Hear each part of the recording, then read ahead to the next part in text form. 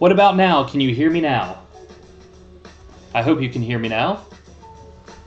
It looks like my microphone is jumping up, and I know that I'm on a super delay, so if you can hear me.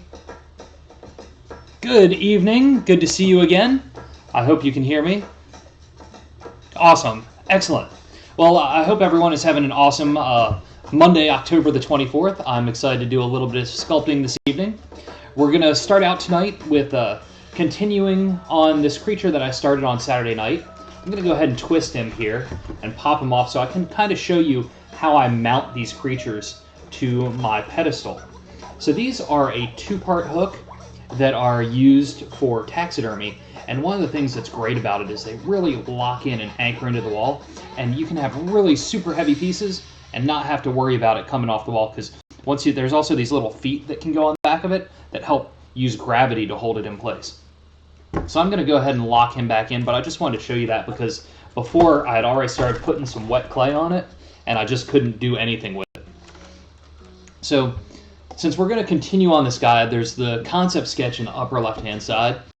I want to continue with that, and the first part of this is I want to start to get some arms for the creature on the bottom in place. And for that, I'm going to use some thick armature wire that's really pliable and soft, but I want to at least get the foundation in, get some magic sculpt around like where the armpit would be, so that it can really start to set up while we sculpt the rest of it, and then maybe come back and revisit the arms. The arms might be another session. I might not be able to get as far as I want just so that the magic sculpt has enough time to harden up. So I hope everybody is having a good evening. Please feel free to ask me any questions along the way. I'm here to share any knowledge that I have on sculpting or anything else. And also feel free to request songs if you'd like. So the arms that I have on there, I have them kind of bending down a little bit. So what I'm going to do is I'm going to try and measure out a rough idea as to how long I want this armature wire to be. I can always go a little bit longer and snip it off. Because this is so soft, I just use a pair of simple wire cutters to snip them. And I'm going to use one of my sculpting tools that just has a pointy end on it to just go ahead and poke a hole inside the styrofoam. So let me spin this around, make sure that you can see it okay in the camera. So I know that the shoulders are kind of like right around where the eyes are, and I'm just gonna draw it back a little bit and jab a hole in there. I'm just gonna twist it around just enough that I know that I can push this armature wire in, and it's gonna have enough of a hold in there that the arm's not just gonna yank right out. So now that I've got that, I just push it in, and the styrofoam inside has enough air in it. That it has enough that I can just, with a little bit of extra muscle, push it in even further. Especially since I gave myself plenty of extra armature wire to go on. And so with that, I'm going to kind of bend this in the basic shape and direction of where I want the arms to be, knowing that I'm going to put a lot of magic sculpt on top of this. Oh, one of the awesome things about tonight is it is my 1-month anniversary of streaming on Twitch.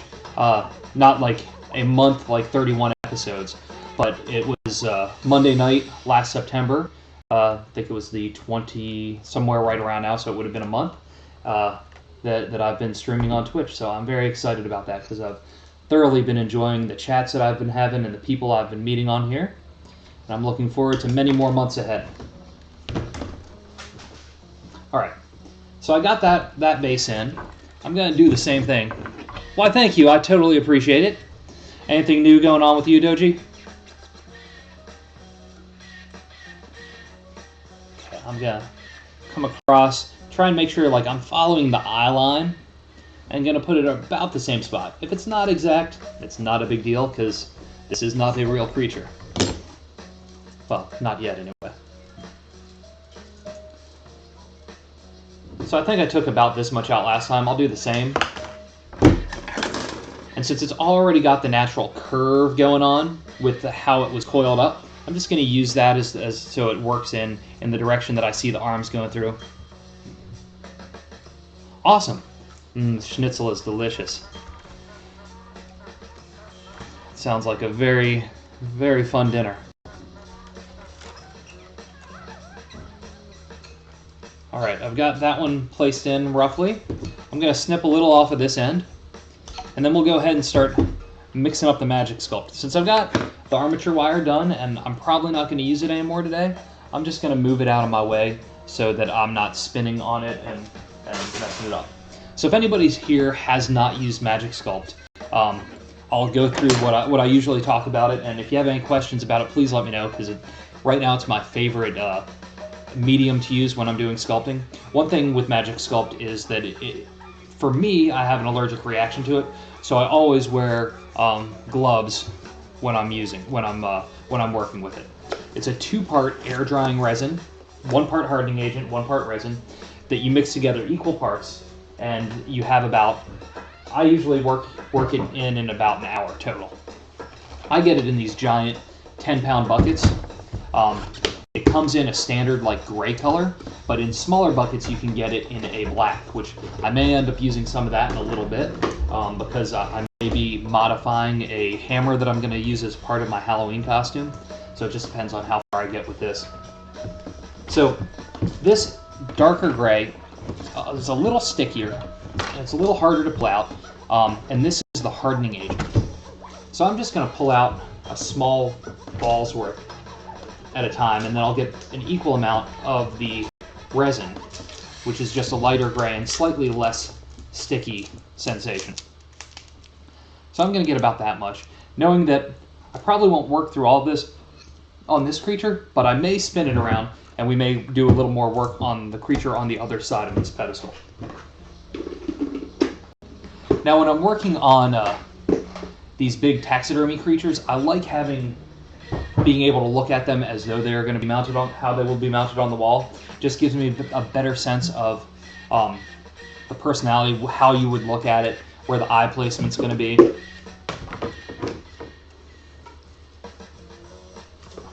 Okay, grabbing out the resin component, and you'll see once I put the two together the difference in the shades of gray and how easy it'll be for you to mix the two together and tell when they're blended.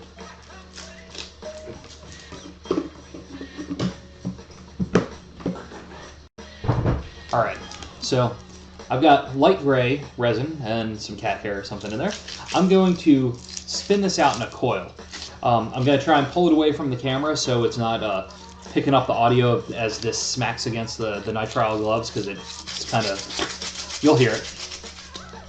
There's nothing I can do to avoid that sound.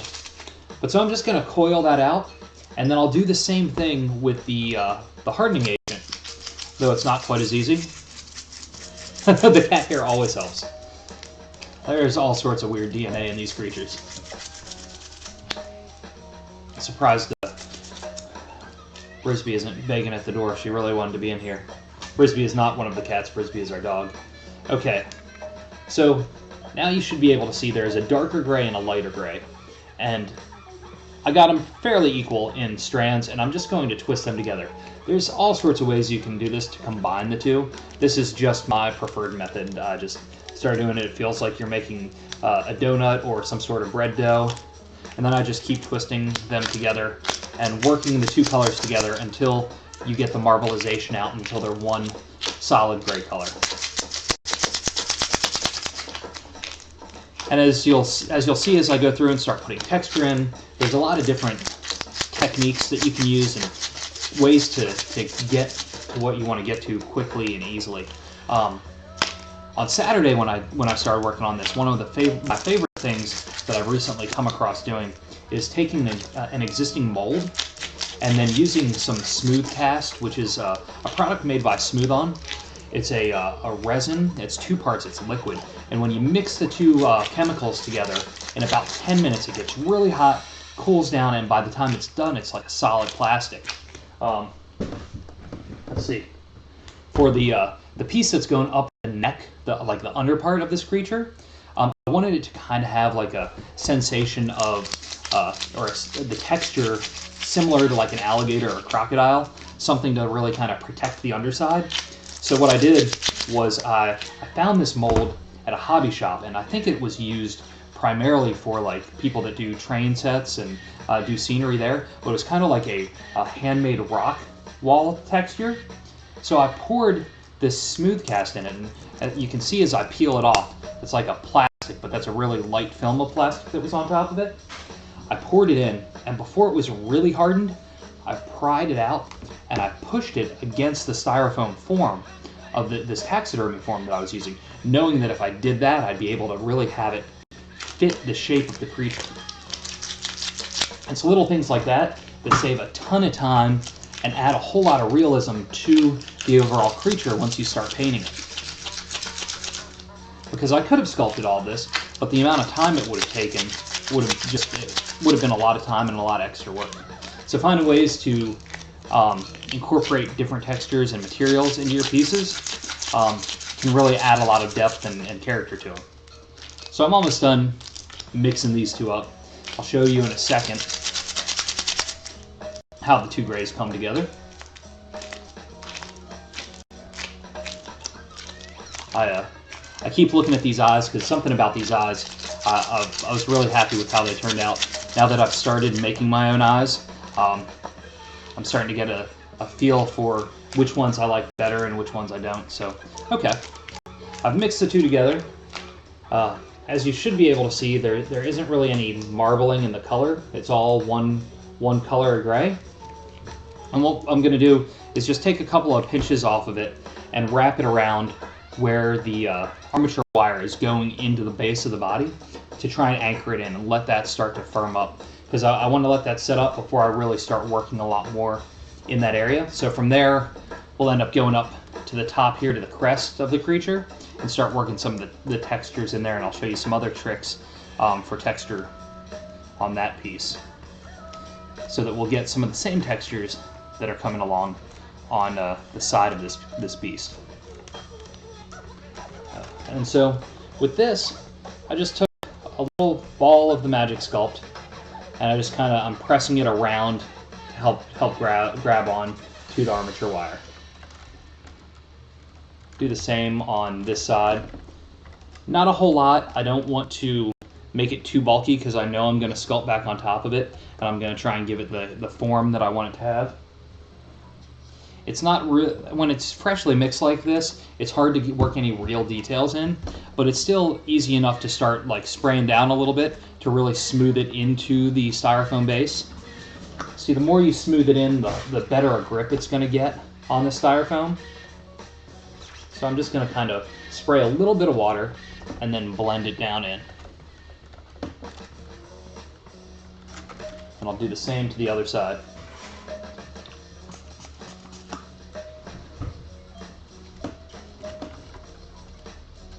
And if you start getting any water on the styrofoam part and you go to put other bits of Magic Sculpt on top of it, you want to kind of dry off the areas of the styrofoam with a paper towel, just so the Magic Sculpt isn't slipping and sliding around. Okay. Now that got that kind of started and ready to go, I want to start working the texture into the crest. And with the crest texture, I wanted it to have a similar texture to the pattern that I'm getting on the side of the beast. It's got a little bit of a reptilian type texture in there, so I'm going to take some of the Magic Sculpt and I'm just going to kind of pancake it down and just slowly press it in.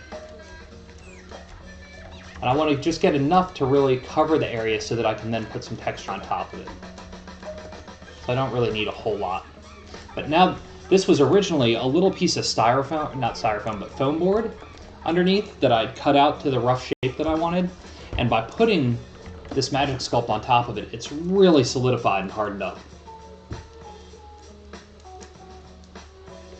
I didn't want to put any of the texture on while it was still kind of flimsy, because I would have been pushing it all over the place, and I thought I might actually break it while it was just really relying on the strength of this cheap foam board that I'd put down there. You can roll out little coils to work it into the places that you want, and then work it in. Basically, I'm going to end up using some water to smooth everything down and get it all in place like I want it.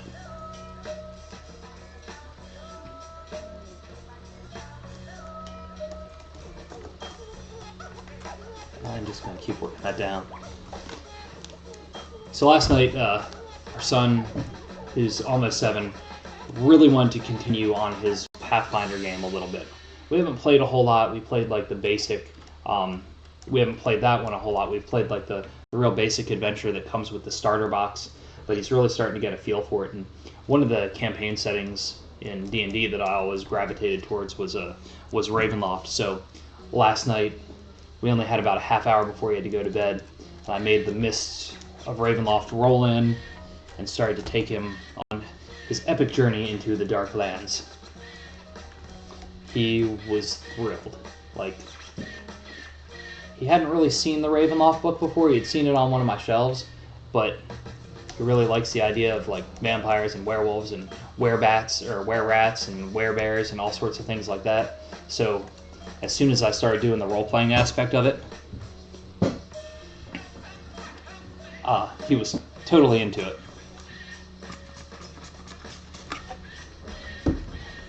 Alright, I just sprayed that down with some water just so that I can smooth all the new surfaces into one clean piece of Magic Sculpt. Once you add the water, it just smooths and smooths and smooths.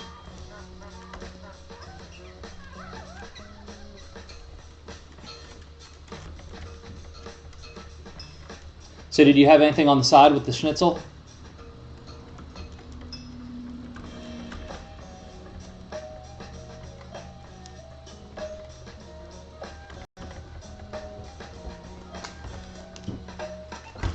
Let's see. So since he's only 7, he hasn't really played a lot, and just trying to pull like role-playing out of him is going to be a bit challenging because he's pretty shy as it goes. But right now he's just playing a fighter because it was real basic stuff. I tend to always play a bard. Awesome. That sounds very delicious. Yeah, for some reason I always put my highest score in charisma. Just because I want to be able to talk people into stuff. I want to be the center of the party, and I just want to keep the entertainment flowing. I also tend to try and put a lot of stuff in acrobatics as well, because just being showy is always tends to be part of my character. Do you play D&D or Pathfinder?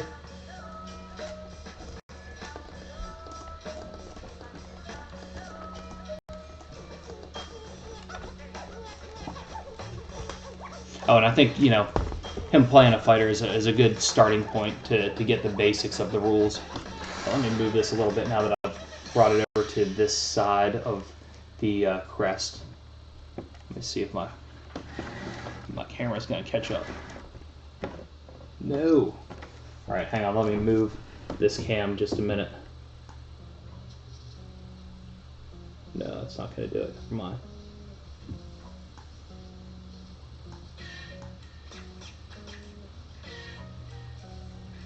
Alright, that's just going to mess up.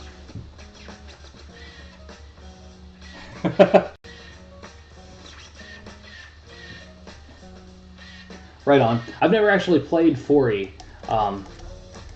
Me and most of my friends were playing 3 or 3.5, and around the time 4 came out, we all just got too busy with having too many adult responsibilities. We just recently started getting back into it, and we've got a 5th edition game going. But then I did the Pathfinder Humble Bundle thing that you could do, where you just got almost everything as a PDF. Hey, thanks, Russ. How's it going? Is your evening treating you well? But we got the Humble Bundle, and it came with that starter set. And it really reminds me in so many ways of the old classic D&D basic box set that I grew up on. So it was a natural fit to get our son to start playing. I'm gonna hold on to this beak because I know the beak is dry and has not had any new Magic Sculpt added to it, as I try and smooth these two into one another.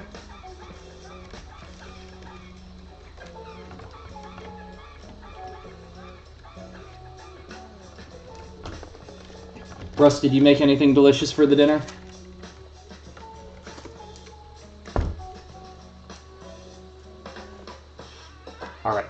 this is almost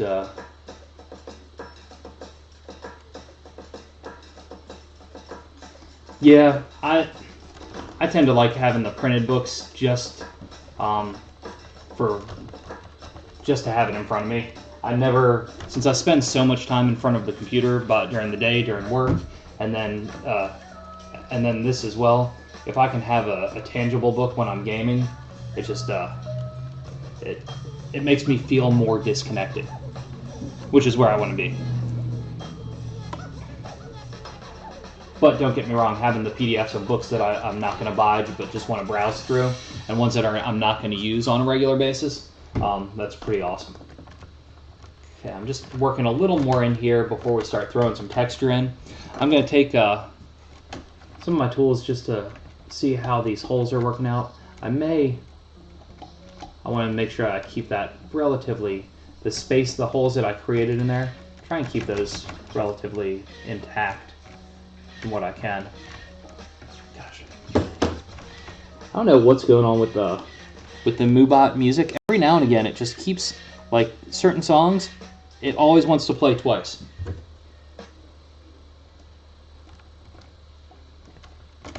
Maybe it's some weird setting I've got going on. I'm gonna spray a little water in this hole, and then clean it back up again. We're almost ready to start laying this texture down. I think I'd like to pull in some heavy lines in the crest, pull it down just a little bit, and then we'll start laying the texture in. And we'll look where the magic sculpt on one side came around to the other. Sorry about the wobbliness of this. I'm sure that's disrupting the video stream at least a little bit. I didn't realize how the weight distribution is looking a little bit off on the Lazy Susan.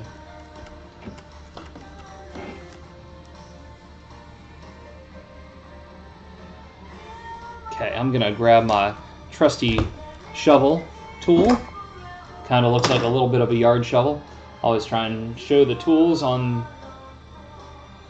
the black gloved hand so you can see them better.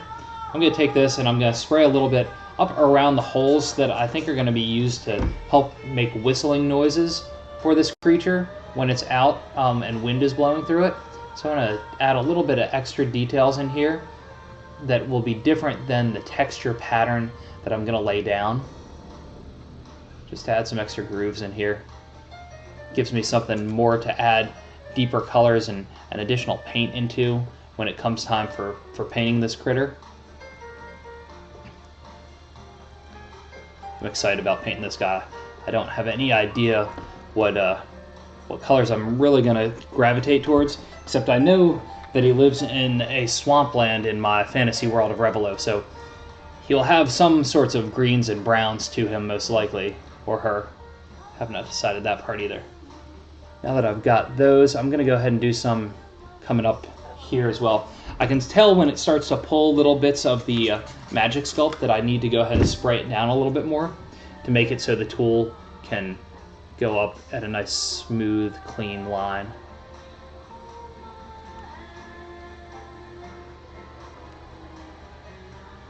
All right.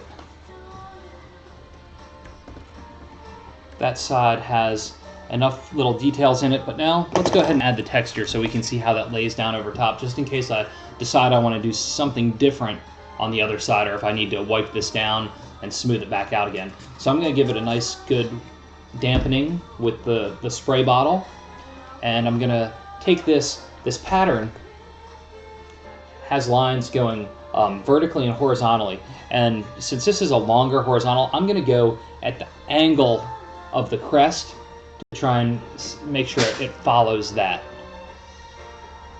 And I'll start it up at the top,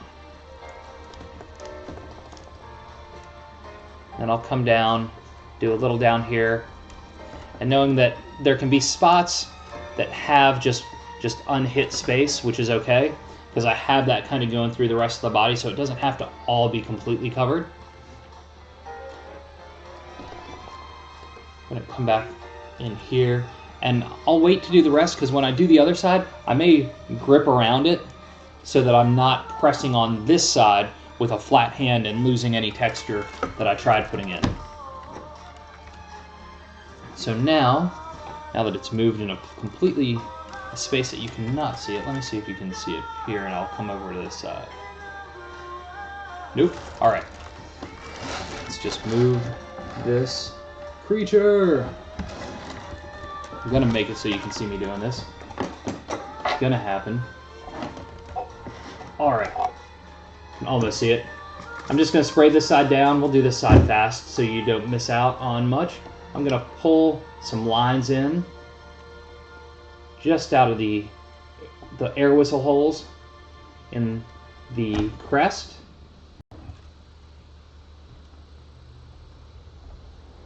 Sometimes if it feels a little too rough, I'll just damp my finger down on it a little bit.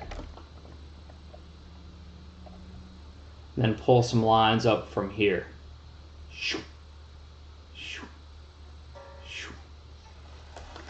All right, now that I've got that, I'm going to go ahead and give it another little quick spray. And go ahead and push this down on here. And do it again here. And you see how I'm reaching around the other side and making sure that this texture pattern goes on to the other side, so I'm not just flattening it all out. All right, that part is pretty good. Now I'll go ahead and I'm going to clean up right around where the crest line goes into the head. I'm going to do some deeper grooves, so I make sure that the little bit of Magic Sculpt that I brought down in the front is nice and clean and has a good solid clean line to it. And also by doing that, it's going to make what I'm doing here, the Magic Sculpt, force itself in and blend into what's laying down.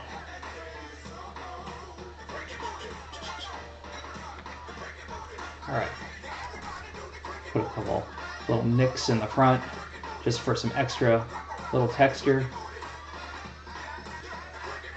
Go ahead and do those going up the front here. All right, now that we've got that in, I'm going to look at the side spikes that are coming off because I wanted them to kind of feel like they're kind of coming out or breaking out of this creature's back.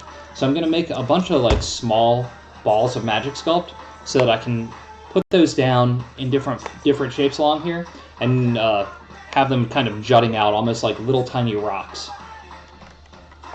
And then once they're in place, we'll come back and throw some texture on top of them with that same texture mapping tool most likely. And I'm just grabbing little bits and just rolling little balls and throwing them down on my board. Now, I had this sitting on top of a cheap piece of foam core on a Lazy Susan, and then I wrapped the foam core in some saran wrap. And the saran wrap's getting pretty beat up because this has been a few different sculpting sessions now. But the saran wrap helps the Magic Sculpt from really sticking down, and if it sticks to the saran wrap, it's not a big deal. This big guy on the back, I actually put too much Magic Sculpt on and it adhered to the wooden base, so I had to get a tool and just kind of pry it off of there so it wouldn't stick for any real length of time. I'm going to take one of these pieces, one of these spikes, and I'm just going to start laying them in. And what I'll do is once I have all of them where I want them placed, then I'll come in with some water, smooth it down a little bit, and then we'll get some tools in there, and then we'll use the texture on top of it. But what this is going to do is, because I put that big spike down in from the beginning, this will give it that extra layer, those creases and depth that I want to make it feel like it's there's more dimension to this beast.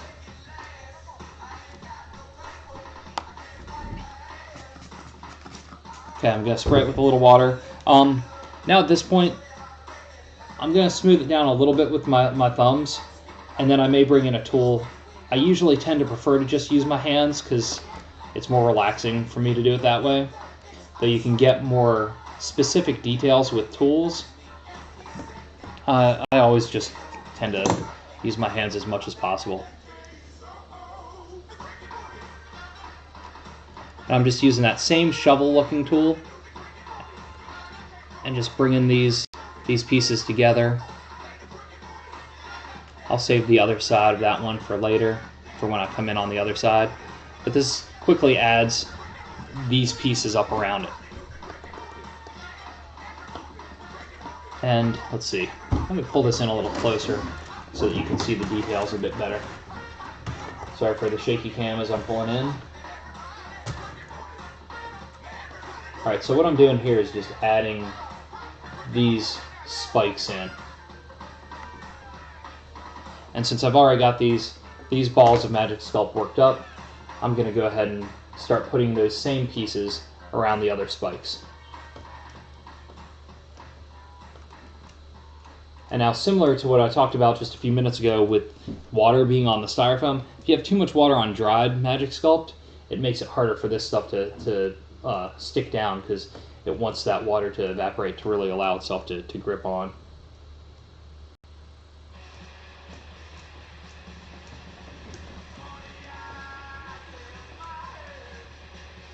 And so I'm trying to decide if in months moving forward, if each month I should dedicate to a certain area of my world of Revelo, so that I can really, all the creatures that I make come from that area that month, or if I should just mix it up and do different things as I feel inspired. I really want to have a bunch of different creatures. Like, I want to have the entire continent covered by the end of 2017 with all sorts of different critters. So I thought that might be a good way to really make sure I get all the different types of all the different places on the continent filled out. I just realized that I'm much closer to the microphone now, so if I'm talking too loud, please let me know. I don't want to be yelling in your ears. So I just smooth that down a little bit with water, and now I'm just gonna, and my thumbs, and now I'm gonna bring it in with this tool, this shovel tool a little bit. By pushing down, and it has this wider base to it, it really pushes the two separate pieces of Magic Sculpt together. In more ways than I could do just with my fingers.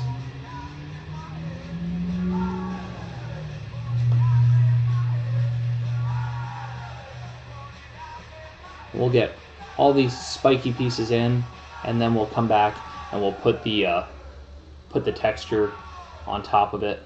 I'm gonna go ahead and put some extra lines in here, because I always like having these kind of lines coming up.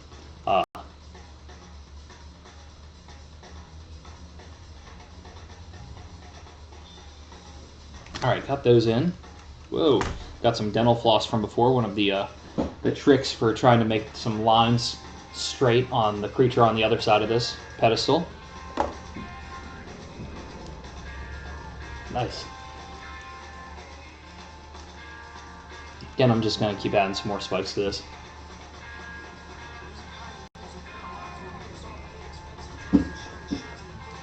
So I was thinking on this upcoming Saturday, I may want to show how I use monster clay. I've only used it a handful of times, but I really like that it didn't dry, and I kind of need to make some new magnet shapes for some upcoming shows in December. So I thought I might do some monster clay to show how that works, and then in another week show how to make molds on here.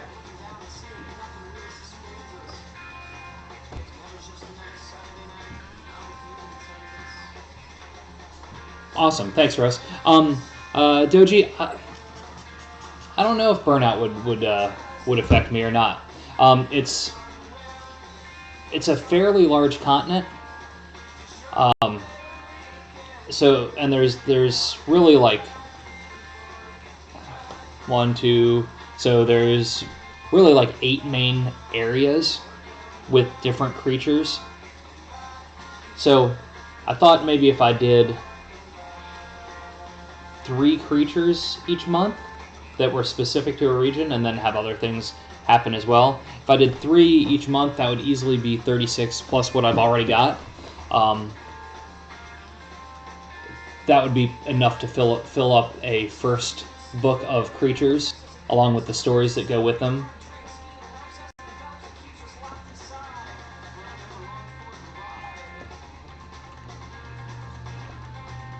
Hopefully I wouldn't burn out on it, because, I don't know. And hopefully the creatures would evolve and change the more that I make, the more interesting they will start to, the more diverse and interesting they'll look.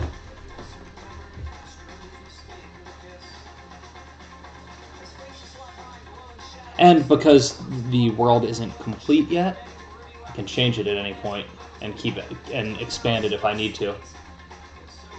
Alright, now we've got these kind of spikes coming out. Since I've got this side pretty much under control, I'm going to spray it down and push the texture in a little bit, and then we'll spin it to the other side. We'll do those spikes, and then we'll come in and we'll start working on finishing up this beak, because I wanted to have a little more shape to it. I wanted to get the underside done a little bit more.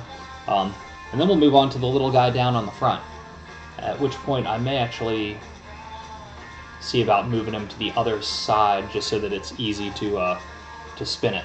But we'll see. Alright, so spray it down. I also need to decide if I'm going to, with these creatures, if I'm going to make up stats and rules for them for D20 rules, like for Pathfinder, or if I'm going to do any 5e stuff as well so that people can play them. I've done it with a couple of my creatures, but damn, that is a lot of work to do it and do it right, just because my brain doesn't really think that way, that much, that technical that it needs to be. Alright, I've got those spikes set up. We're going to spin this thing around and go to the other side. We're going to see what the best angle is so that you guys can see it. And let's see, maybe almost pulling this thing off into my lap. You may see me ducking and bobbing to see the screen now that I've moved it kind of in my direct eyesight of the chat. So if it takes me a minute to respond, even with the if it takes an extra minute, even with the lag time, please hang in there.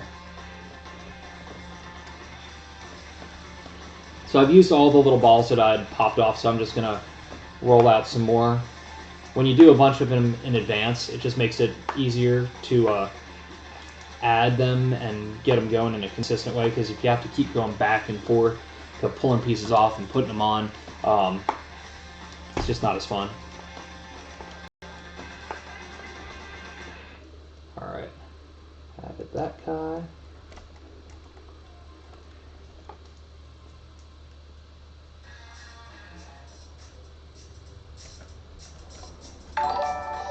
Woohoo! What's up, Mad Baby Cat? Thank you for the follow. Welcome to my creature curations. And then I just realized that my face is right near this this mic and this camera, and I probably just totally yelled at all of you. Oh, and if anybody notices, I just today changed up early this morning. I changed up the follow image with some of my art for some of my vector art of a beholder. All right, I'm gonna go ahead and spray these in and smooth them down. Well, I'm sorry. I will try not to yell again.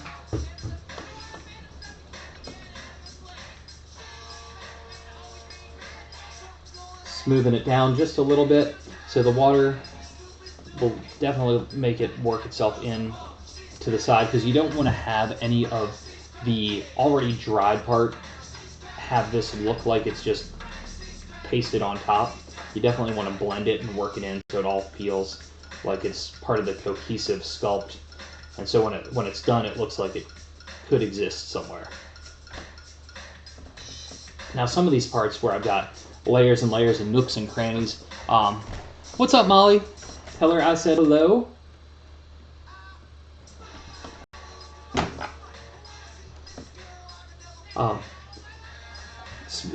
Sometimes I definitely have to use tools to get in there to smooth things down, because my fat nubby fingers just will not get in there.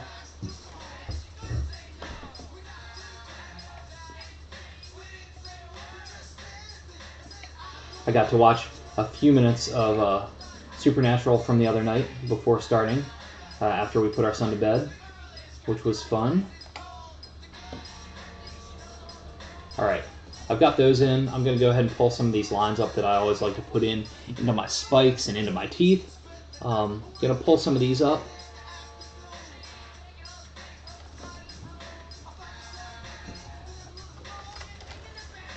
And once I'm done that, I'll put the last little spikes up around the top. We'll put that texture mapping in. And this guy's coming along pretty well tonight. I think maybe, I was thinking that before I paint this guy, I may actually cut the wooden plaque that he's going to be mounted to, so that everyone can see what the final shape will be like while I'm painting it. We'll see how much time there is between now and whenever I paint him. If I end up getting the sculpture done, I don't know if I'll get it done before Wednesday or not. I think I'll need to do a couple sessions on the arms and the hands, most likely. Which, if that's the case,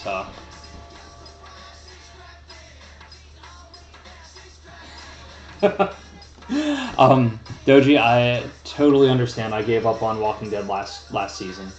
It was towards the end of last season, but like I really wanted to see Negan because I read a good chunk of the comics, and just had stopped reading it probably like a year or two ago. So I really wanted to see it get up to that point, and I kept finding myself just not caring about the characters, which is sad because I wanted to, and I just didn't, and yeah.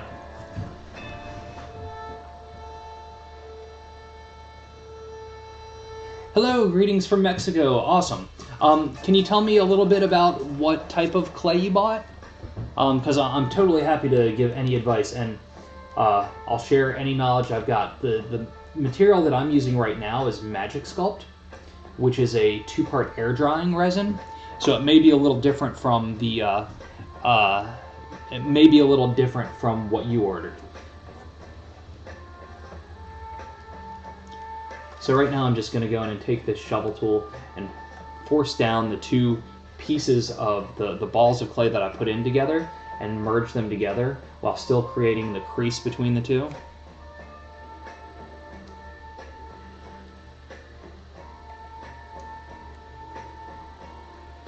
Sorry there's such an awful delay on my chat bot. It'll be like once you respond, it'll be a little while before I actually see it to be able to respond back. But I will definitely give you any tips and tricks and advice on sculpting that I can.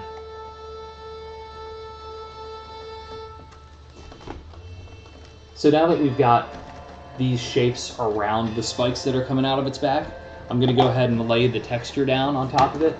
Again, with this, I need to spray it down and wet it so that the texture pad that I'm putting on top of it goes on easy and comes off clean. So I'm going to spray it with some water. I'm just going to kind of curve the pad up so it can get into this crook that's kind of in the neck, or I don't know what the right term for that is.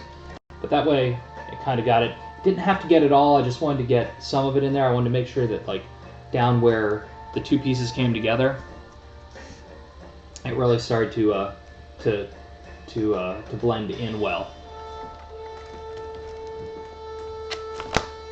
So now that we have that done, I'm going to spin it around and we'll start working on the beak again. Let me get this guy back in view, pull him up as close as I can.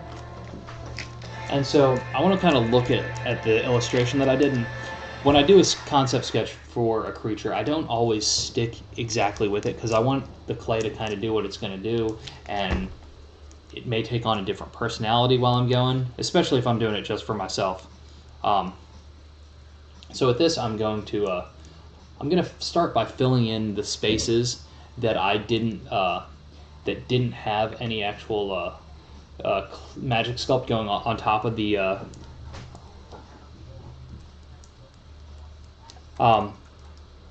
instead of to cover up the styrofoam that didn't get covered before. Okay, so I'm spraying this on, and I'm going to try and blend this in so that it looks like it was part of the original beak. And that's, with Magic Sculpt, that's one of the best things that you can do with it, is it really blends into the previous pieces. Russ, you will learn. You will learn the ways of the musical Mubot. Sorry, all of a sudden the song that's on is really low, so you're probably not going to pick up on it. And my gloves are all messed up, so I don't want to go mashing the buttons on my keyboard.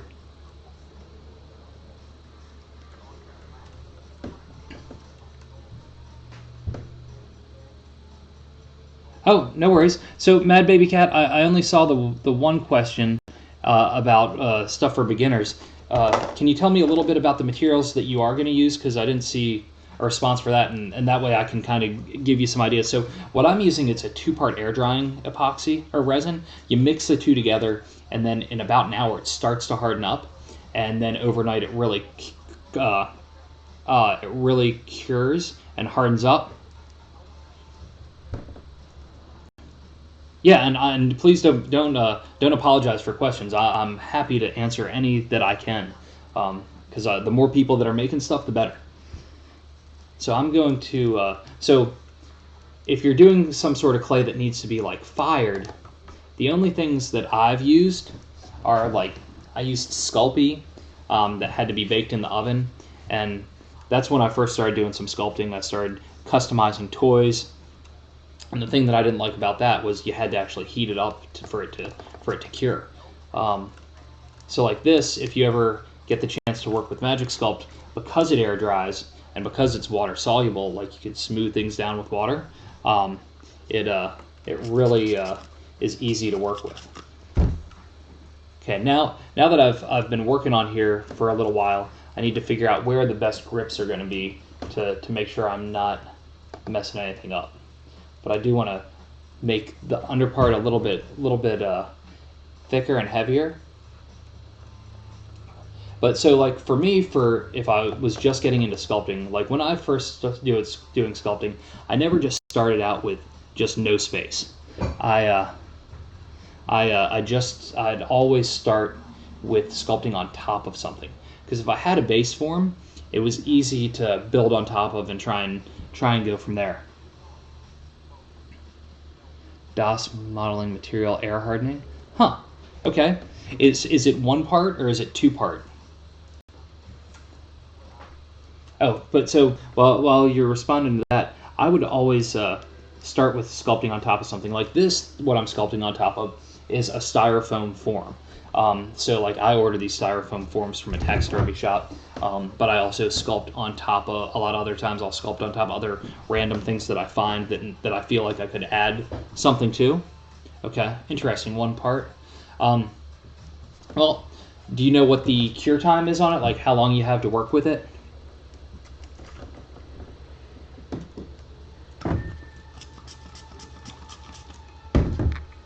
I would see if you can smooth it down with water, because that, when you can do that, it's really awesome to be able to really blend things in. And then I would try and find, depending on what type of stuff you're trying to sculpt, like most of the stuff I sculpt is more organic, like it's usually creatures of some sort. So I try and find different things that I can add texture to it easily, without just using sculpting tools. Like, let me grab one of the other pieces real quick.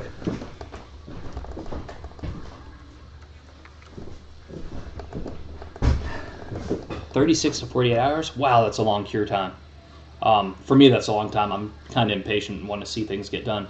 So with this guy, let's see a good shot to get him in. A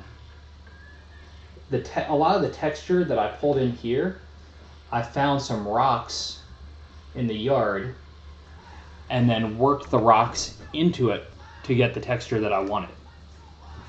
So finding things that already have textures and using those to press in to give you the textures you want is always a a really good way to go.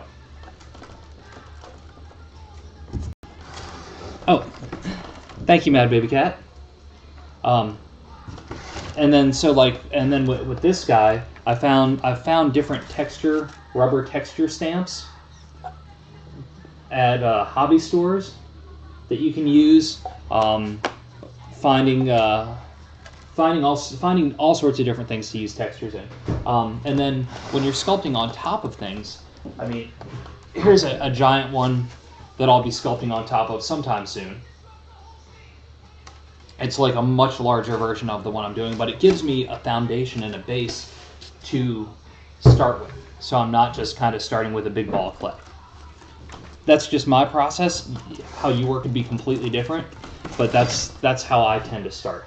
I take a shape, find the shape that I'm going to start with, start doing concept sketches based on that, and then know that it can change once it's in there. Especially if you're doing stuff for yourself, if you're not trying to do something that has to be specific. If it doesn't feel right while you're doing it, make it go a different way. Take it somewhere else.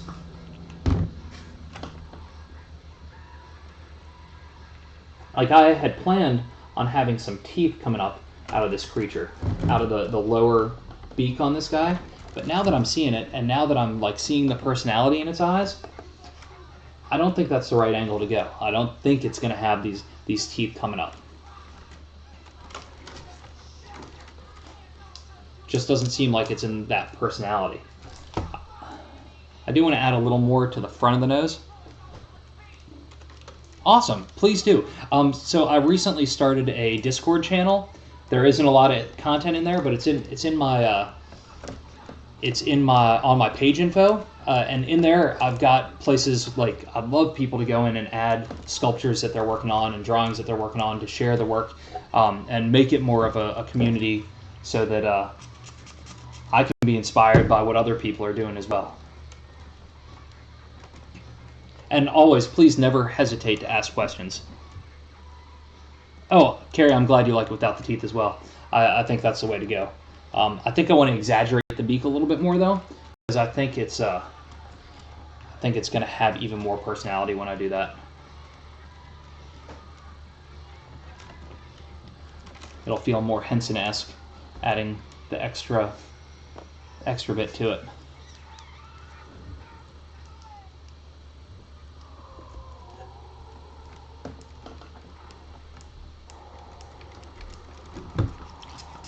And I'm just taking little bits and adding slowly to it because I don't want to add too much.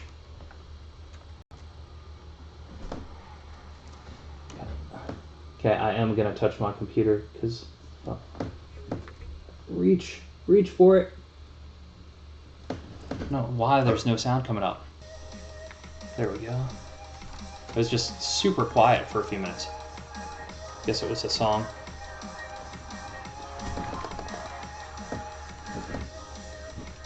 I need a little remote control to touch with my filthy, slimy gloves.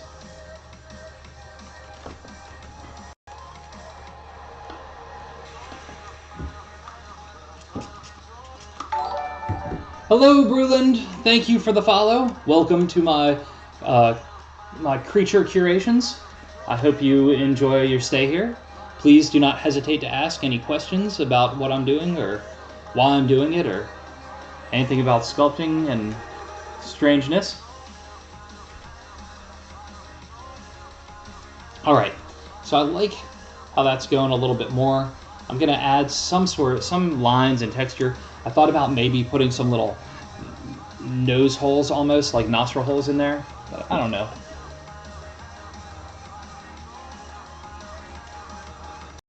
I like his personality a lot so far. I think, again, when I start working on stuff too much, and about painting, do you use an airgraph or brush? Oh, I use brushes. Yeah, I think what you're probably trying for is an airbrush. No, I use brushes. And the paints that I use are primarily paints that are for like miniatures, like D&D miniatures. I use Reaper Minis paints right now. They're currently my favorite paints. One, they have a ton of colors that are just really well suited for the stuff that I make, and the names of the paints are pretty awesome, and the paints go on really well. They go on thick for the most part, except for certain pigments are always gonna not take as well. But ever since I started using Reaper's paints, I've been really happy. I should be doing some painting on Wednesday from 1 to 3 p.m. Eastern Standard Time. If you want to check things out, I've also got a couple of past streams in the vid archive that have some of my painting. Just if you wanted to check it out. I try and spray paint everything with like a really dark color, usually black. I put tape over the eyes before doing it, and then from there I do a lot of dry brushing and just working colors on top of it. I'm just going in here now that I've got a little more clay on the bottom part of the beak, and I'm just pulling some lines up. It makes it feel a little more like I don't want it to be super smooth. I want it to feel like there's some cracks in it just a little bit. Now there's some parts to it on the top part of the beak, now that I've added a little more to it. The lines are still not seamless. I can see it now, which makes me think I'll probably be able to see it once it's dry, so I'm going to smooth it down just a little bit more. Thank you for the host, Oji. I truly appreciate it. And you got to see my displacer beast that I added today. Thank you for the lurk. I totally understand lurking, because that's usually where I stand. I like the idea of it being an emu version of a giraffe. I hope your evening is treating you well. All right, I feel like I like the direction that beak's going. And now I think it's time to move on to the lower face.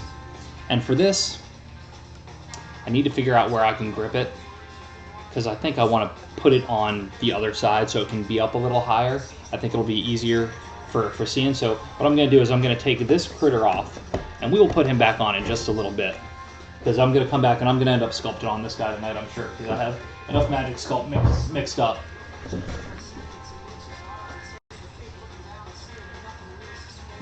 And now, let's see. So I know I can grip it on the chest plate. I'm going to twist it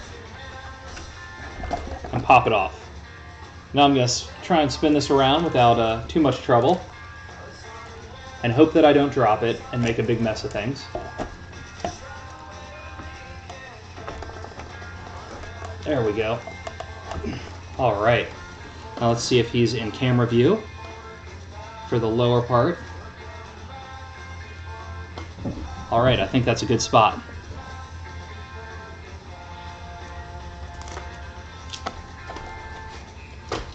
So, maybe I misunderstand. Emu?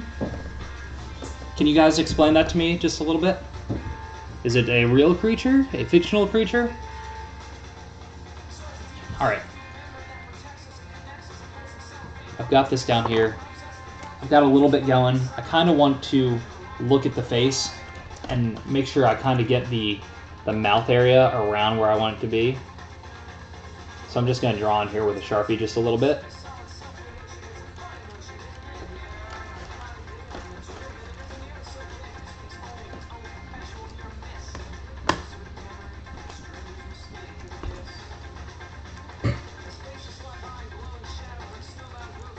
Awesome. I will have to look that one up. So when I'm very old, and in my early years before Pokemon really hit the States a whole lot, I used to go this mall to get this mall we called the Dirt Mall to get our comics. And right next door was a small store that sold a bunch of strange imported Japanese toys, and I started buying little Pokemon PVC figures just because I thought they were super cute and I had no idea what they were. But that was all like in the first wave and iteration. Awesome. Very cool. Alright, I'm going to start, I think I'm going to do like some spike type things, almost building up like, almost like little rock spike things, almost like what's coming off of the spikes on its back, around the shape of this creature. I'll also go ahead and put a lower lip on.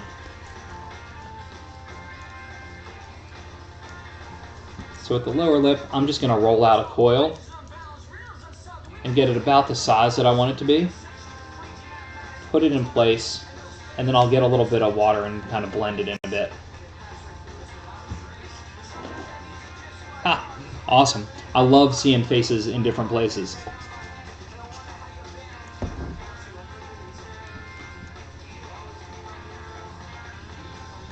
And then just spraying a little water and just gently smoothing it down will really get it into place like I want it to. When you're wearing gloves like these, I probably say this each time, but I try to get the gloves that are as tight as they can be so that there aren't any real creases in the gloves for when I'm smoothing things down with the texture of my thumbs.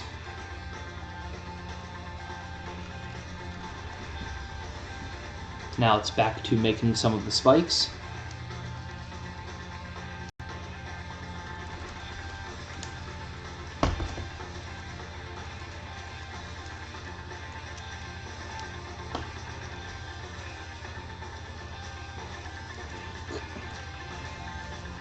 And once all these are in, I'm going to go back in and really work them in with the probably with that little tiny shovel tool that I use all the time. I've got some new tools that I'm excited to use, but I think I'll save those for Saturday when I'm playing with monster clay, since that doesn't dry. It'll be easy to clean those tools while I'm first just trying things out for the first time.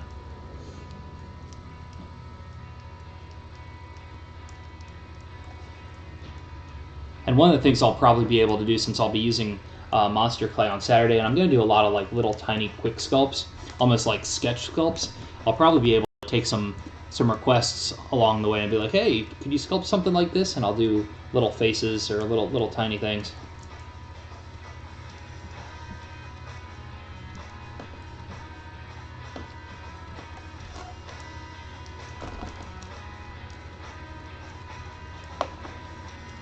So this guy lives in the marshland in Revelo. The lower head is definitely the one that is in charge. Just dropped a little bit of magic sculpt. Try not to let it get on the floor and get stuck in.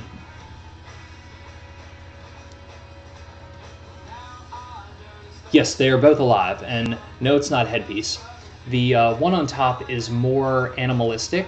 The one down below is the brains of the operation, the thinker of the two. The one tends to peck and get the food.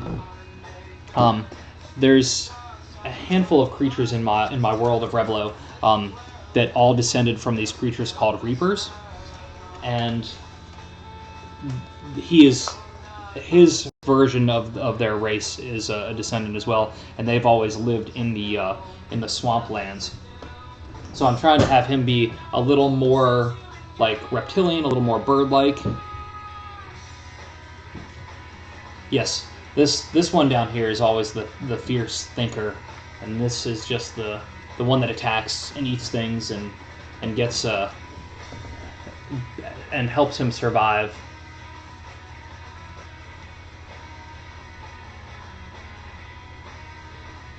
The first time I started doing multiple heads or creatures on one another was when my wife was pregnant with our son, because the whole idea of like something feeding and living off of another creature in like a parasitic way, I always thought was a little bit strange and needed to happen more in my fantasy world.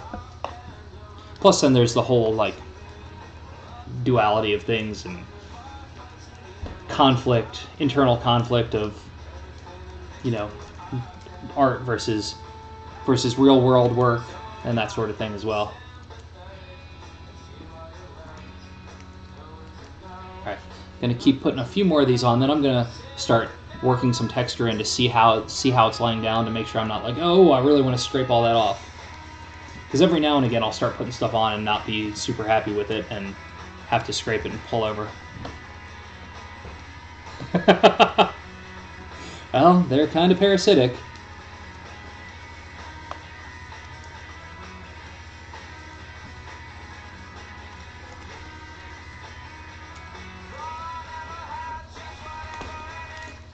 They will see it one day.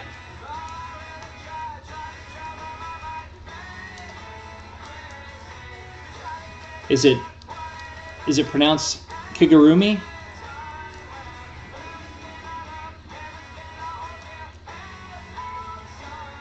Trying to do a good job at making sure I'm pronouncing people's names as well as I can.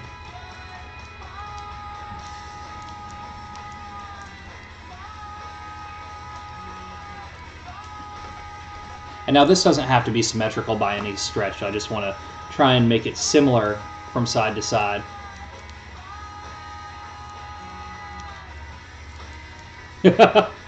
Yes, ours are definitely parasites.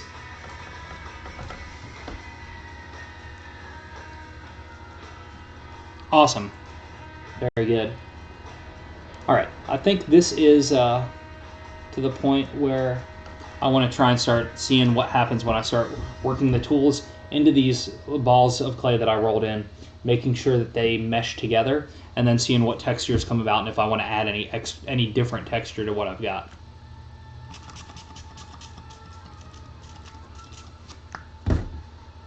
Okay, so I'm taking the shovel tool that I use most of the time. It's got kind of looks like a tiny yard shovel. The thing that I like about it is that it's got an angle to it when I'm using it on its back, and I can push down and pull up, and when it does that, it pushes these two pieces of Magic Sculpt together so that I don't have to work it too hard and they start blending in. Ha! Thank you. It's I don't know where I started doing stuff like that from, but whenever I'd see the spikes coming up out of things, I always felt like it needed to feel like it was breaking the ground around it to really feel like it was part of it. This needs some more water already, and I think I do need to smooth this down just a little bit with my thumb to get it into the brow of the creature. Do the same over here.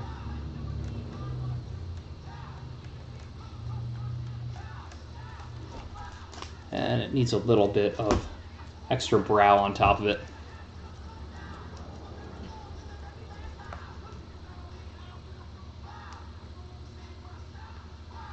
And when I said that before about it not wanting to stick down once there's water on top of it, you can see that as the Magic Sculpt is starting to, I'm really having to put some muscle into it to make it stay down and work it in.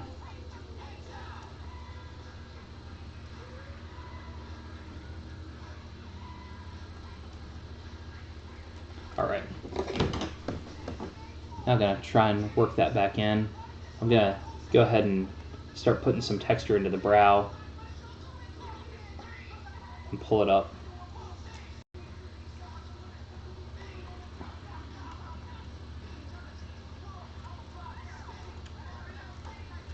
I don't like how that's blending in, so I'm gonna go ahead and smooth it back down, give it a spray, and start again there.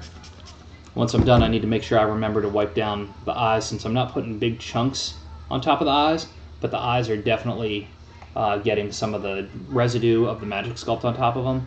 It's easy when there's bigger chunks on top, but when it's just a little thin coating, it definitely makes it harder to scrape off with an X-Acto after I'm all done.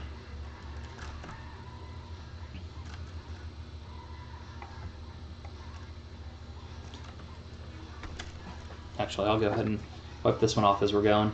Just looking at it, I like looking at the eyes as I go to help me tell the story in my head of what this creature's like, even if I don't know exactly everything about it.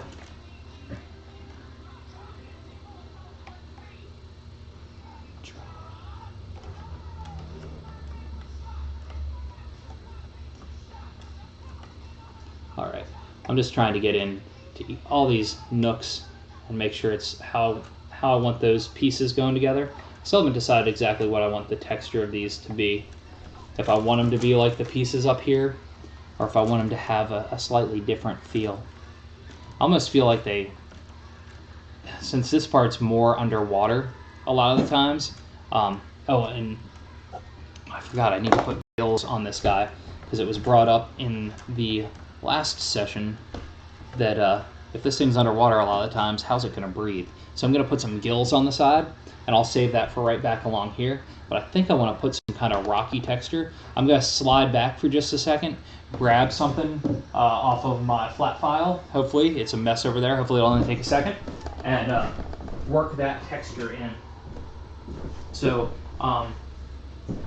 as we were talking about different textures and texture tools, this piece right here is a piece of another piece of plastic that I poured into another mold. I just realized that's really warm and hot there, but it basically has rock texture. So I'm going to use that to try and get textures in here that I'm going to like for these feathers. That's going to make it easy for painting. It's also going to add a slightly different texture and kind of blend in with the texture that's up here, that's going to feel like it belongs a little bit more than something else.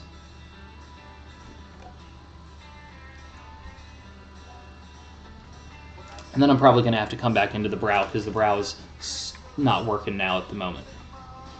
But these textures will definitely help bring these pieces all together.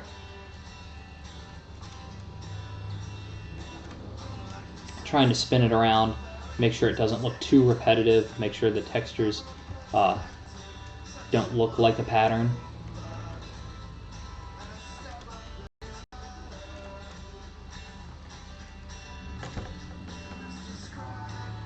The more textures you can have around your workspace, the better off things are going to be. Ah, that's crazy. Not need to breathe because of sharing a bloodstream. You're tripping me up with your crazy science that seems like it would work. I do like that. That completely explains it away, and then he doesn't need gills.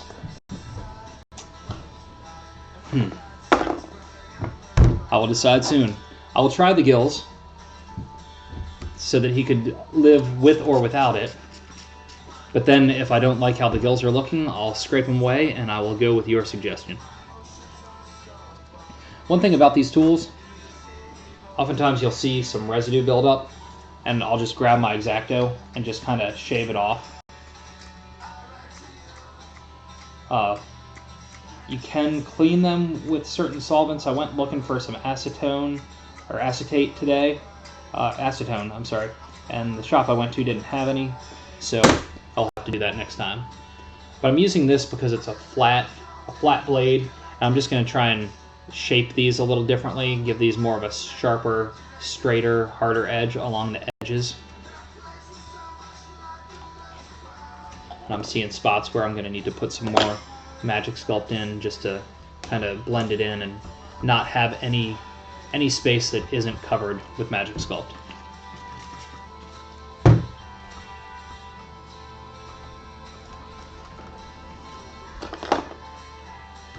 I'm going to come over to this side and get these edges shaped as well.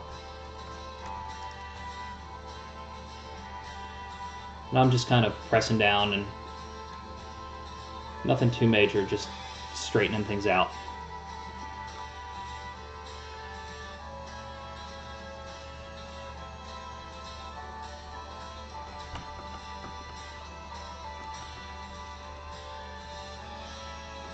Alright, I think those are in pretty good shape.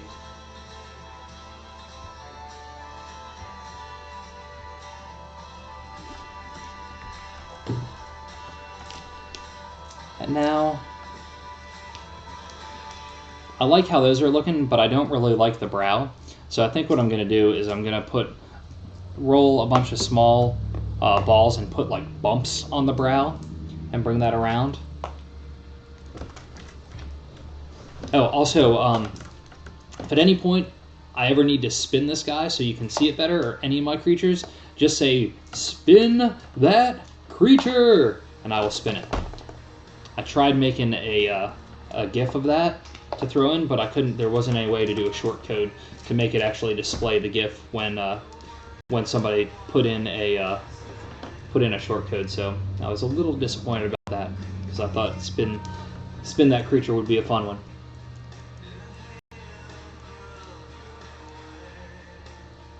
All right, let's see.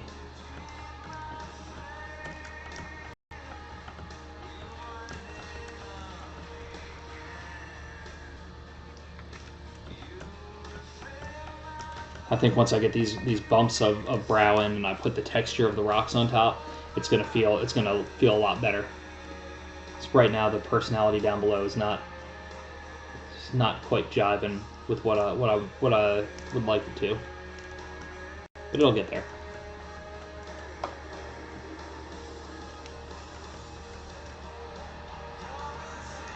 So after this one, and after I finish the other guy that was on the other side that I've started, I've got one other four-legged creature that I need to finish up. I've got some hands and feet that need to be finished on that, and he's pretty much ready to go aside from getting those done. Then I'm going to move on to, aside from doing the monster clay stuff, I'm probably going to move on to a couple bigger pieces, which I'm going to have to figure out what to do with my cameras at that point, because one of them is the styrofoam base of a bear head. So it's pretty sizable.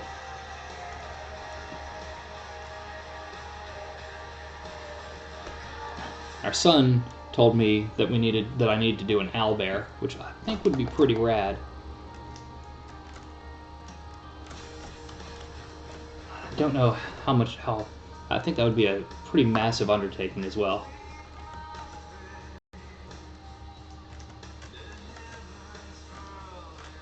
Alright. Keep going along here. Almost done with putting these foundations down on the eyebrow. Or the brow.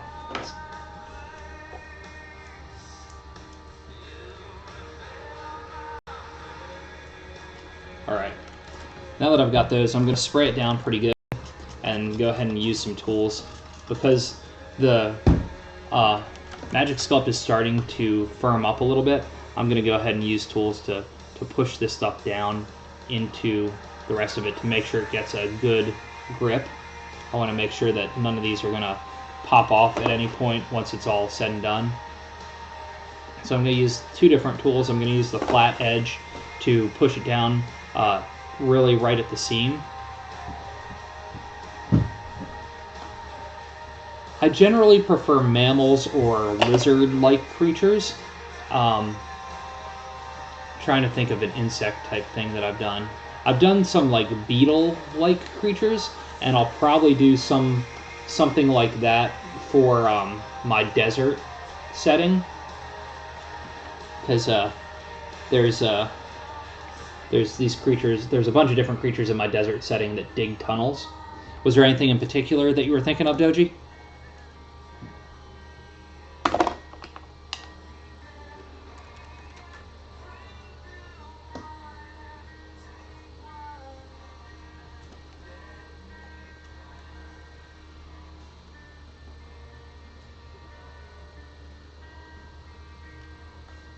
Just smoothing this in again, just kind of forcing this Magic Sculpt down into what's already existing in here.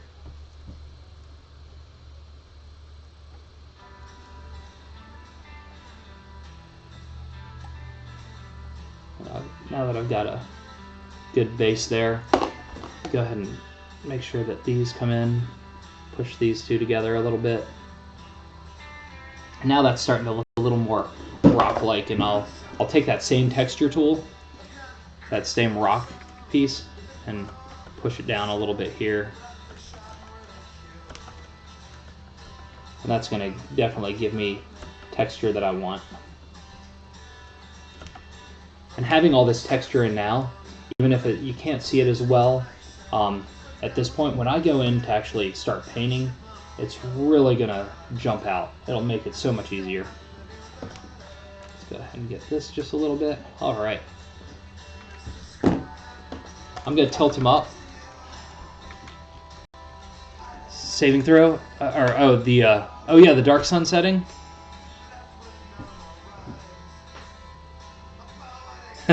Yeah, no, I think I should definitely explore some insects. I need to do some research on insects, and I think that would be a lot of fun. Since you mentioned dark sun, there's a video, a YouTube show every week, a live YouTube show every Tuesday called One Fantastic Week, And last week they had Brahm on. I don't know if you recognize the name or not, but he's the guy that did all the original Dark Sun art. And it's a very enjoyable listen, hearing him talk about art and talk about what he's working on. Okay, I'm just looking at the face to try and decide where I want to go next with it. I think next I'm just going to start laying in some, I'm going to coil out some Magic Sculpt to put in under the face. And lay in the rest of that foundation. Yeah, it's either the word one or the number one fantastic week. If you look on YouTube, it should be one of the first ones that comes up since it was just last Tuesday.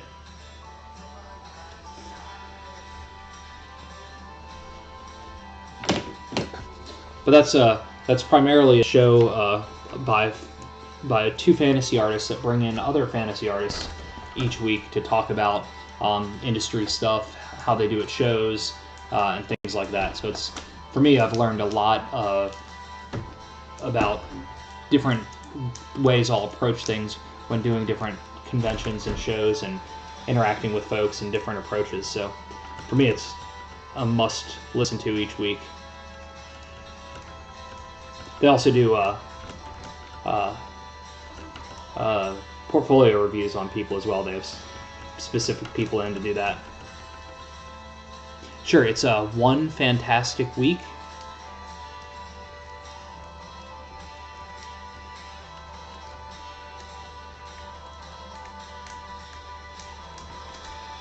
They also have a Facebook group page.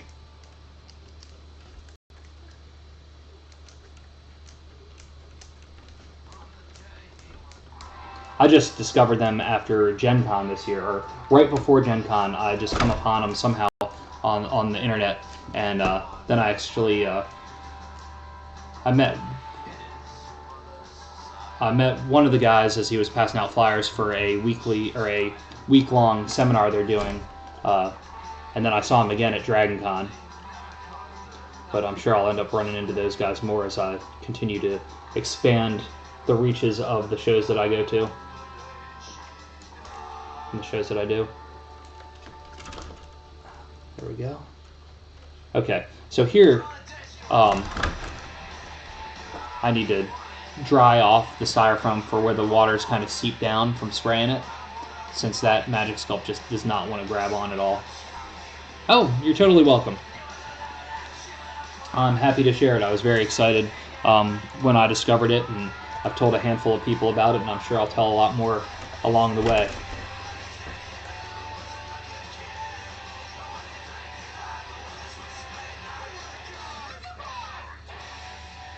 If anyone ever has any suggestions on conventions or festivals or things that they think my stuff would be cool at, please let me know. Over the next few years, I'm going to try and keep expanding from the southeast and work southeast of the U.S. and working myself outwards to get into more and more places. Now I know this is looking pretty ridiculous at the moment, but as soon as I start smoothing it down with some water, and it will start to come together a good bit. Which I think it's time to do that. I'm very excited about starting to work on the arms of this guy. It's crazy this guy might get done tonight.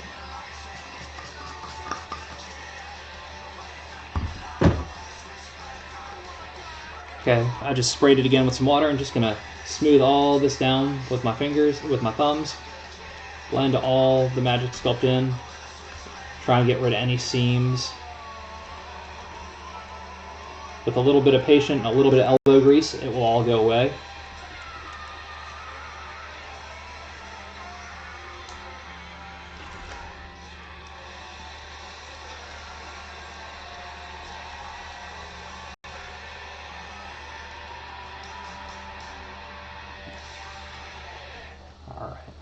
I'm already starting to see how it's going away. I'm starting to get a better feel for what this face of this creature is going to look like.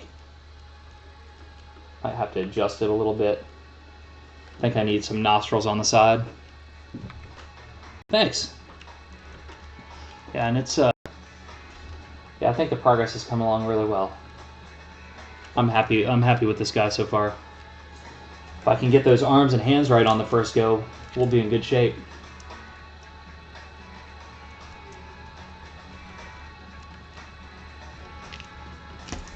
Still got mixed up probably too much magic sculpt for this.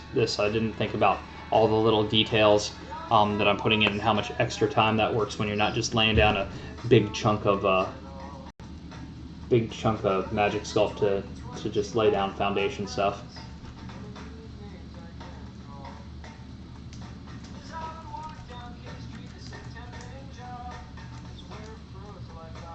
Putting in some nostrils here. Gonna work that in, blend it into the rest of the nose, and then come back in and cut out some of the holes that'll be the nostrils.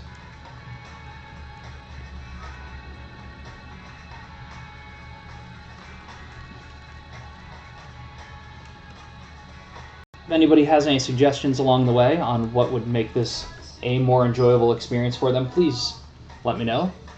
I'm happy to accommodate and make this the best that it can be.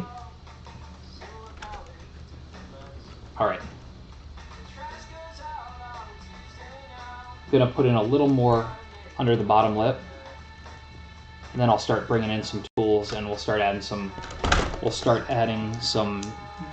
lines in there, start working the details into the face. I think I'll probably leave the majority of the texture of the under part of this creature how it is. I'll probably maybe add a couple of moles or bumps to him, but on the whole that'll probably remain mostly the same.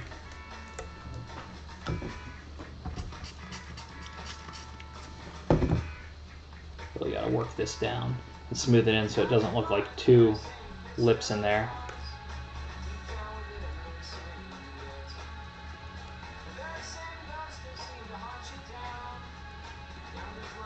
Alright, I think that's going to be pretty good. I think that'll have some good personality, especially once we get some tools in there. I'm going to spray a little bit around the nose to get that wet, and around the mouth. Now for the nose, I'm going to get this one tool that's kind of like a damping tool. Let's see if you can see that. I'm going to use that to start working in some inside the nostrils. I just put it in and I start pulsating it around a little bit, and then I can pivot it a little bit more. I'll do the same thing on the other side.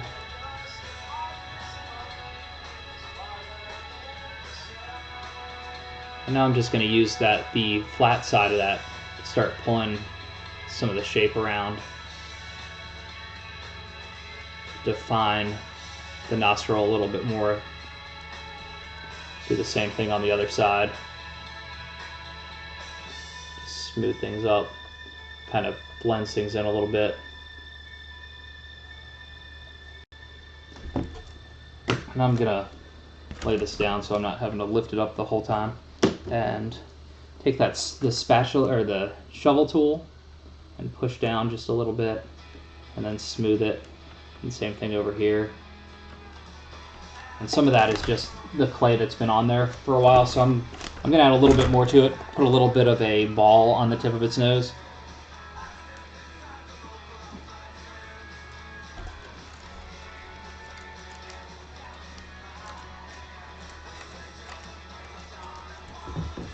And spray that down with some water to smooth it in. Alright, I think that is looking better there. At least from a side profile, the shape is better. I like the center point kind of pulling itself off a little bit, and then having the nostrils down below. Now we got, though, to work on the mouth itself. I wanted the lower lip kind of protruding a good bit, and it's doing that. But I also don't want it to just kind of look like a goofy-ass smile either. So I'm going to pull some lines up, then fade it out a little bit with my finger. I don't want it to be just holes poking in there. And let's see. Let's take this one and do some lines on the lip. almost a little, can't imagine that this thing would be dehydrated at all with a lot of it being under the water. Damn, I was almost going to forget the gills again. Okay, it's gill time. Yeah, I think he should kind of, maybe that's it. Maybe Doji putting like a tooth or two just down on the bottom. I think that would help a lot. I'll do that in a second. Let me see what happens when I throw some gills in. And for this, I'm just going to do some lines at an angle. I'm going to press in. And then I'm going to do it again. Then I'm just going to kind of blend it in a little bit. And do one more down here. And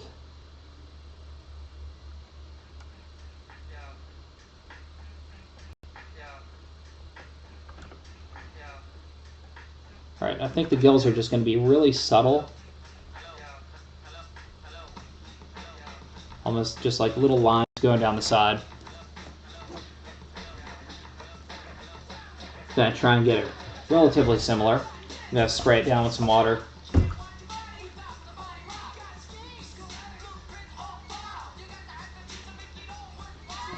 And again, with the smoothing it down with my thumb, trying to not have it be too big of a groove that's in there.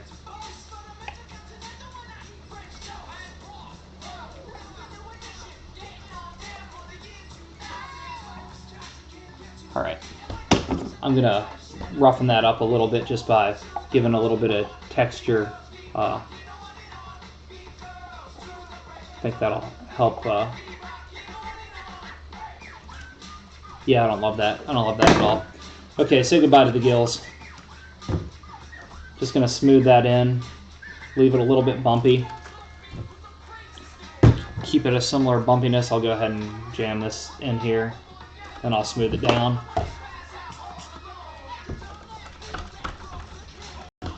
All right, now it's time to figure out that jagged tooth situation. That's something I may make on Saturday.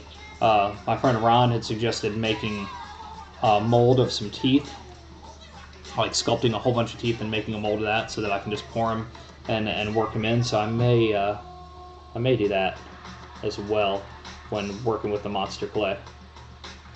Too much wetness. That's all right. I'll get this going. Need to dampen or dry this off just a little bit.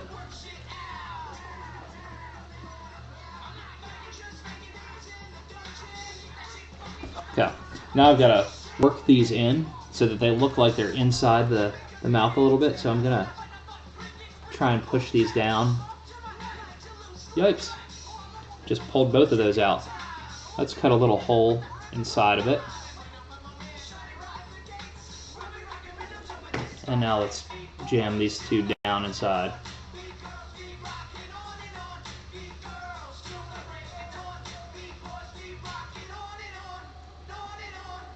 Yeah. Now I need to give some spray some water in here.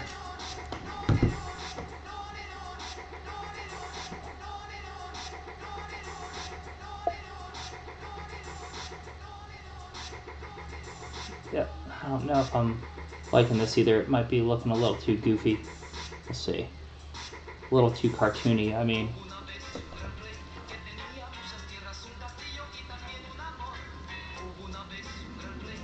I think if I pull the lip up a little bit more, it'll alleviate some of that cartoony factor.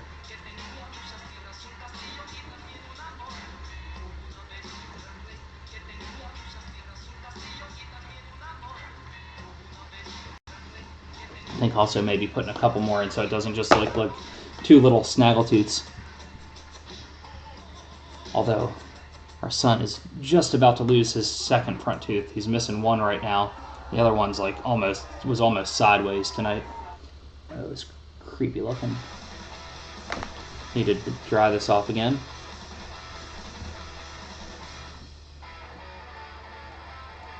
All right, this will be better once I've got at least 4 in there, I think.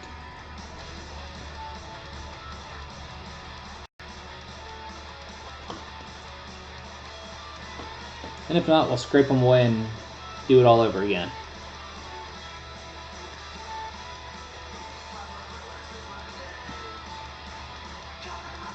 Yeah, it's almost like putting those teeth in is almost making the creature down below look less like the thinker of the two creatures. So I need to get rid of that. I need to change that up. I'm just going to change that. I'm going to put a different lip on top, and I think that'll solve it. I'm going to take a coil of what we were just working with, a small one, roll it out, put it in, we'll blend it in, see what happens.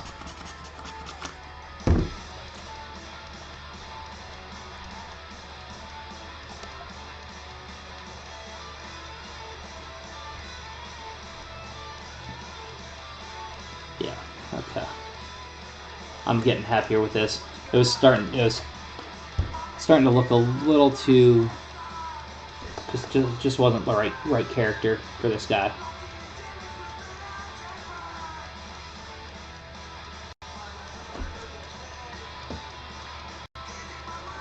And have him slightly sideways smirk, but still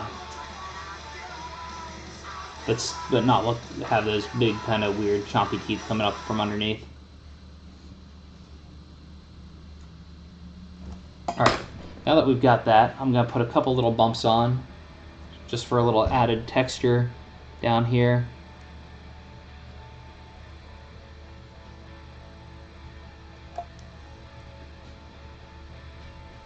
I'll do 2 on this side. And then we'll start working on the arms, because this magic sculpt is starting to toughen up a little bit.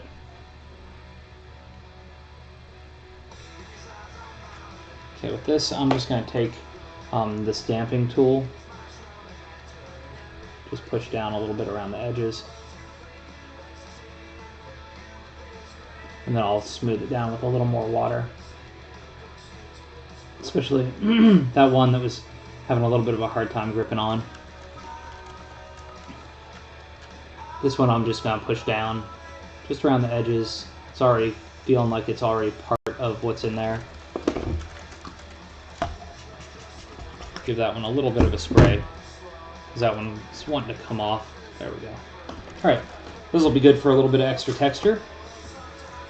Now, let's see. These are starting to firm up all right. I'm going to go ahead and pull some of this magic sculpt and start wrapping it around the armature wire to start to give it a little bit of a foundation for the arm. I think I wanted to get I was thinking maybe I'd get this guy done tonight, but I don't think it's going to happen. I think what really needs to happen is the base foundation for the armature wire is going to need to set up, and then I'll have just a tiny little bit left on this guy, finishing up the arms and the hands.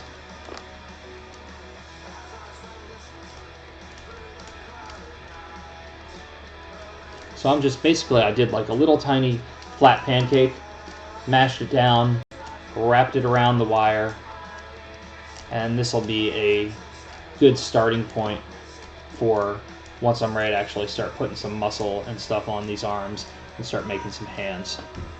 Spray this down just a little bit just to smooth it down a bit.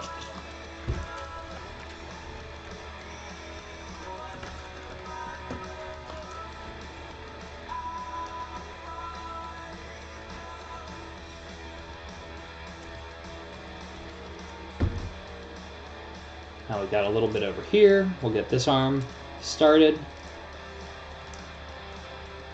Then I think we're going to have to stop on that guy for the night. But what I'll do is I'll put a little bit of detail into, see this arm's wiggling around a little bit. So I want to make sure that that has plenty of time to set up.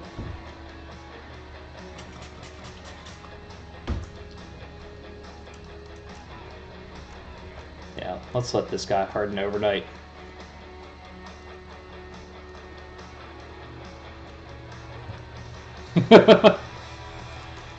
I like the Macho Rock Gremlin 2 payback. Gotta put a little bit of this around the back here. This time it's totally for real. Just gotta cover up this spot right here that I didn't get. Alright. I think that's as far as I can get with this guy tonight, because I need those to set up. I may do some more details on the face next time around, because I'm not completely satisfied with it. I dig the top part a lot. I think that came together well. I still have a bunch of Magic Sculpt, so what I'm going to do, I'm going to grab something from back on my flat file, and I'm just going to do a couple little things.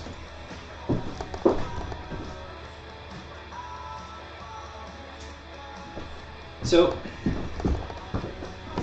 I got this cheap styrofoam hammer that's going to be part of my Halloween costume, but I don't want it to just be this, so I want to modify it a bit. So there were these circles in it on the side, like that's on the top here. I cut those out, and I made some eyes that would fit in here. So I'm going to put some Magic Sculpt inside, and then put the eyes in there, and then we'll see what else I have time for on this guy. So I'm just going to grab 2 small batches of balls of Magic Sculpt, and I'm going to see how, since it's already starting to toughen up, it may not grab onto this styrofoam great, but we'll see how it goes. I'm hoping it will. I didn't do enough in here, so I'm going to do what's left here. I'm going to coil this around.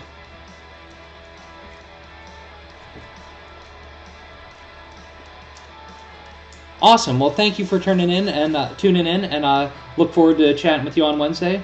If you have any questions along the way, feel free to hit me up. I'd be happy to share any knowledge. Have a good night. Okay, I'm going to spray this Magic Sculpt to moisten it just a little bit and try and work it in a little bit more. So I've never used this on a soft styrofoam before, so I'm hoping it will grip on and everything will work right. And if not, it will just be a slightly messed up Halloween costume for me. So since I made these eyes, I'm pushing it down into this Magic Sculpt that I just inset in there. And I'm going to end up smoothing this down and kind of turning this into a monster captured inside of this Warhammer.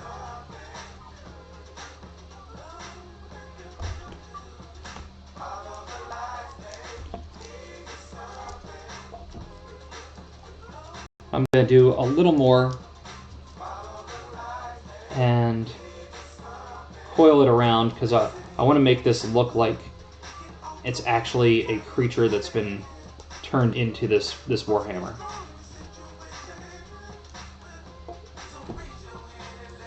Thanks, Doji.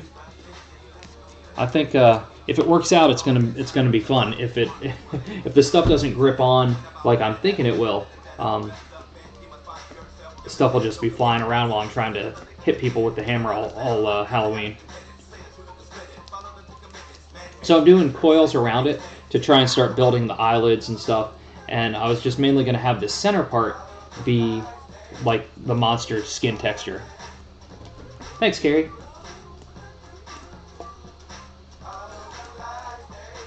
Yes, it swallowed the soul of this beast. Hey, Benicula, how are you this evening?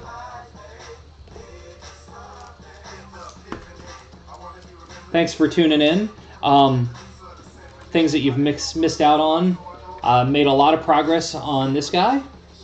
Got it to where there's some Magic Sculpt on the arms, but we're going to finish that out next time around. And now I'm just spending the last of my time trying to use up this Magic Sculpt that's already starting to harden on a prop for my Halloween costume. Awesome. Did you have a good time making with the raids? Yes, he's got arms. He's got a little bit of a face. He's got spiky stuff around the top of his head. Did a little bit more on the beak. He's getting pretty close to being where I want him to be.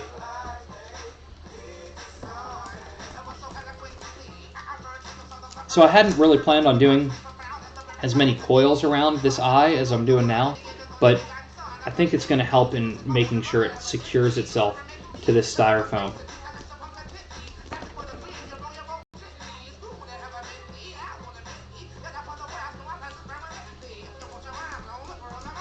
Alright, almost there. Soon I will spray this down with some water. We'll start laying down some texture, hopefully.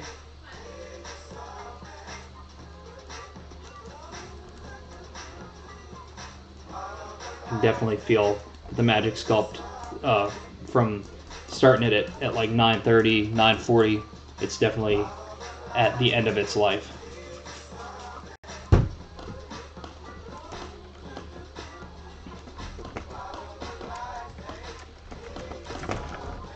And pushing into this soft styrofoam, it's like, oh, what are you doing to me? Let's see. Does not want to smooth as much as it should.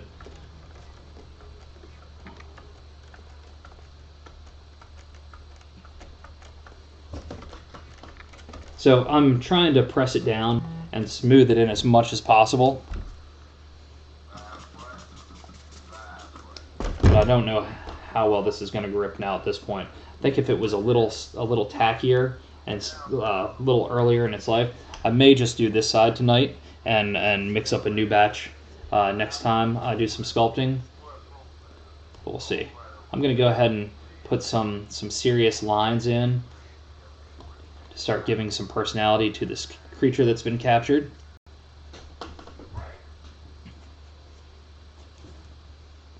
Thank you. I'm glad you like the eye.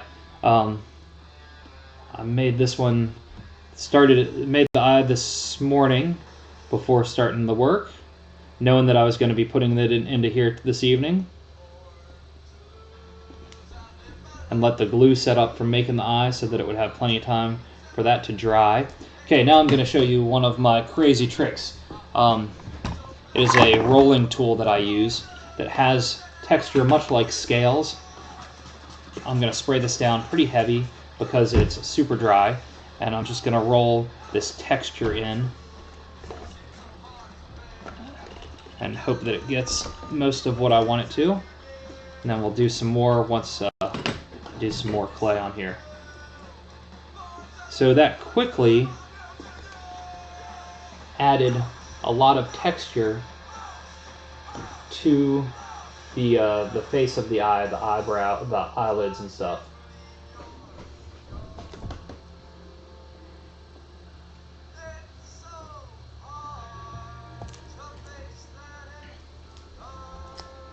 Alright, I need to wipe some of that chunkage off of the eye from the Magic Sculpt. I'm going to bring in a straighter tool to wipe away from some of it.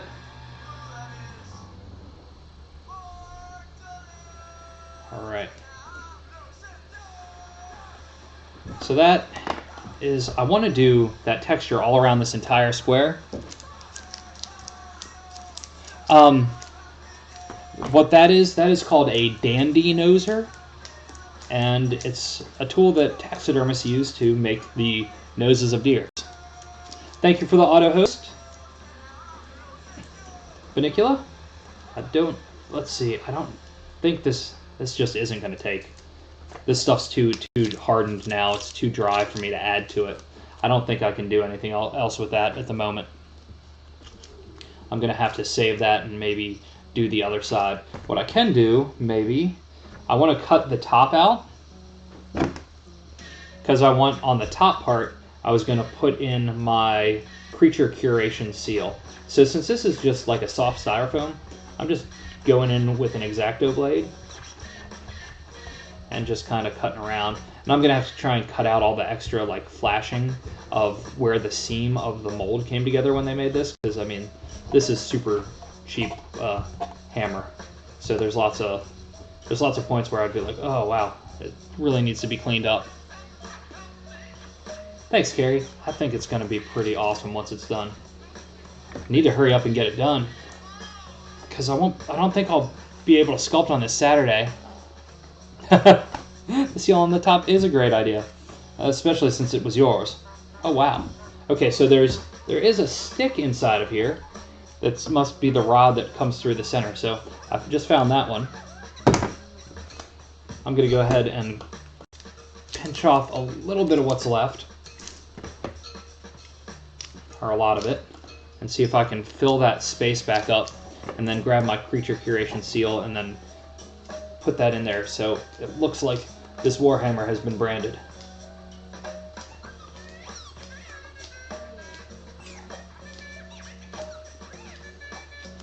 really strange, the texture or the sensation of pushing down into a softer surface than the rigid surfaces that I'm used to sculpting on. I'm going to spray this down and try and scrape away the top with just, you know what, I'll see if I can use some dental floss to pull the top off.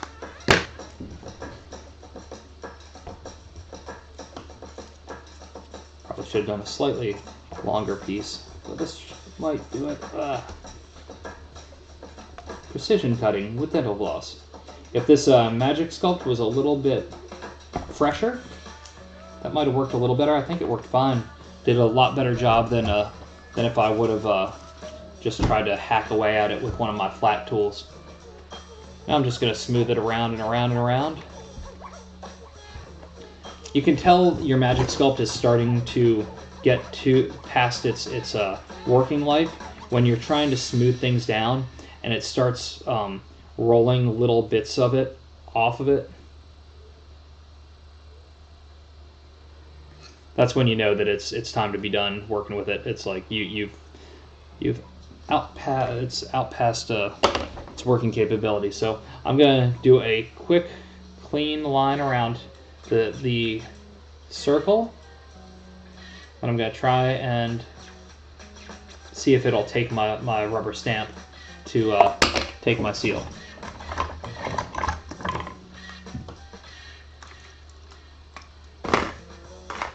Alright, spray it down pretty heavy. Know that the front is going to be that way. Grab my seal, aim for the center, and there we have it. So I think that will work, and if I were to do some texture here, it will throw off any discrepancies in the circle not being a complete circle. Gosh, this really doesn't want to take the texture at all.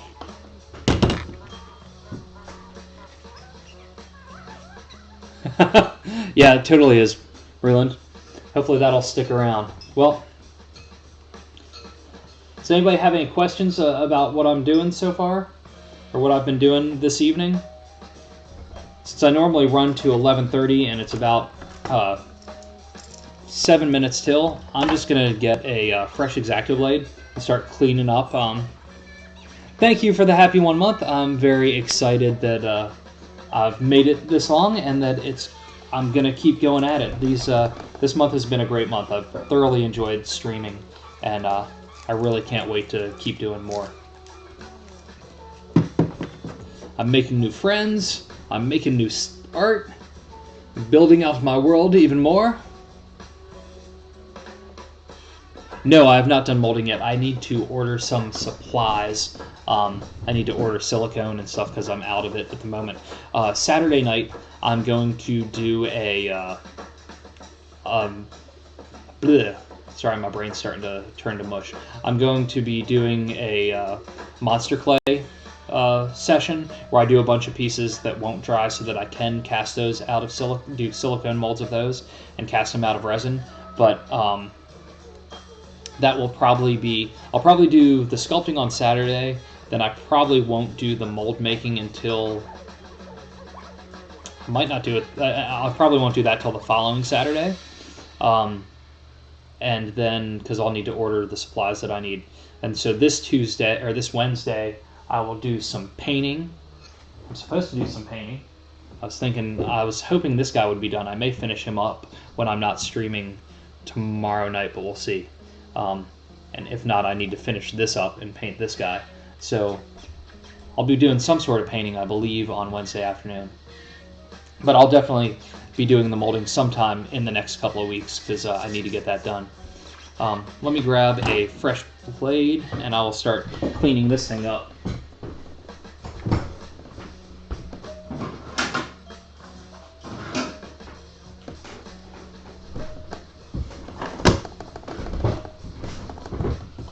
Sorry for the shakiness as I thump back down into my seat.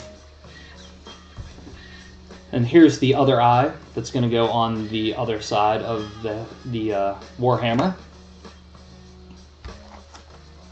I also have some leather strips that I'm going to put around the base to try and tie that around, and then I'm going to try and paint the whole thing a little bit, do slightly different paint than what it's like, because I feel it's very, very, very monotone right now.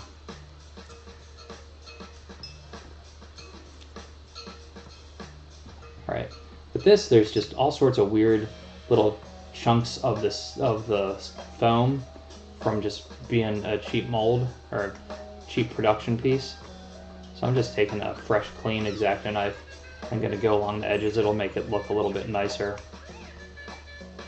especially once I add some extra paint to it. Hopefully it won't be as noticeable as being a something just bought in a Halloween shop.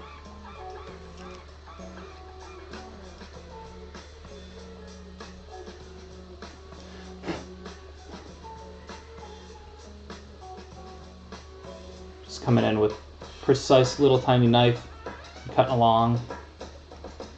I tried doing this with an old X-Acto blade and it just was not going. Nothing was coming off.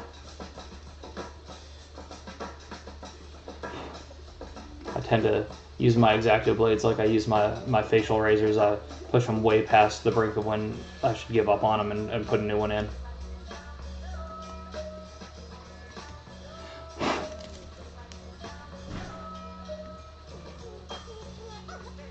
Oh, gotcha. Yeah, sorry. This is going to be part of my Halloween costume. I was going to be a garden gnome, and then we were in the store with the family, and my son really wanted me to have a weapon and be more of some sort of dwarven warrior, so that is going to be the case. I'm going to actually start to bring some sort of humanoid races into my world, so that eventually when people start playing in it as a campaign setting. So I'm going to be some sort of gnome or dwarf creature. I started trying to like put some of my beard hair through some small animal vertebrae yesterday, and that's going to be a bit of a challenge, but that'll probably be part of the costume. I'll probably have like little accessories. I don't think my costume's going to be that awesome this year, because I've never really done much in the way of costuming, but I think I'll keep adding to it each year if I keep with a similar character and theme, and then in a year or two it'll be pretty rad. Plus I've always liked the idea of dressing up as someone that's part of my setting when working my table at like conventions, so that might be a fun thing to add extra flair to my my booth and table.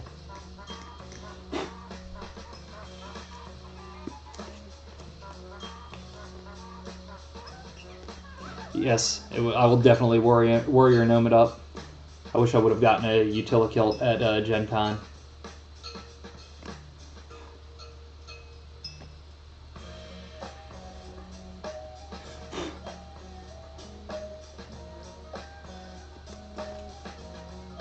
Cutting this extra flashing off here, and I think if I had this and had a pair of tweezers as well, and just added a little bit of both, it would definitely be the way to go. Luckily, like, the seam along the handle is pretty clean. And most folks won't pay attention to these details. I just thought it'd be nice to clean it up a little. Tusked dwarf race. I like that. I totally like that. Do you see it being like tusks, like the orcs in WoW, or do you see it? How do you picture those tusks?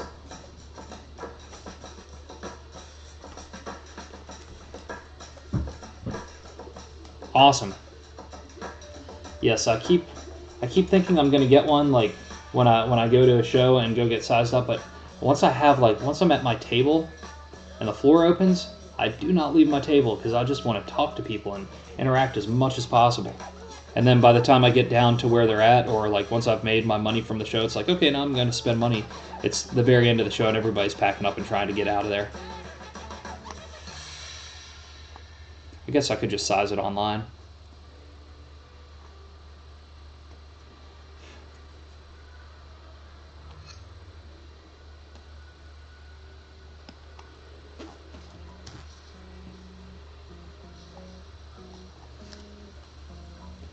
All right, I think it's that time. I think it's time for me to call it a night. since my stream was going to be from 9:30 till 11:30 anyway. I thank you all for joining me on tonight's quest. I really appreciate y'all being in here. Varied like anywhere from elephant tusks to crazy scary orc tusks. Just kind of feels like a primal and strong feature. I dig that, Doji. I will definitely take that into consideration. Hey, thanks for tuning in. I really appreciate you being here. Hope you all come again and see me soon.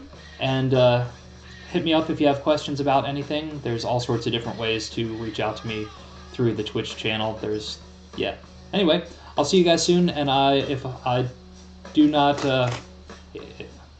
thank you. Good night, Funicula. I'll see y'all.